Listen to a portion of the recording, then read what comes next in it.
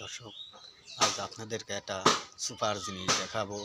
আমাদের ঘরের দেখেন কত সুন্দর এটা ঘুঘু বাসা বেঁধে আছে।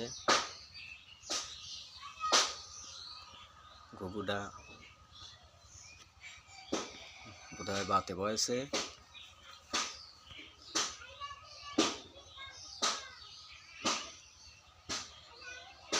ডিম পাড়েছে, ডিম পাড়িয়ে বাতে বসে।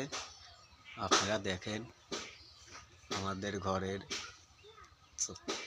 খামের উপর কোনায় কত সুন্দরভাবে দেখেন বসে আছে। আমি আপনাদের কাছে নিয়ে দেখানোর চিন্তা করতেছি। দেখেন সেই জিনিসটা। হ্যাঁ।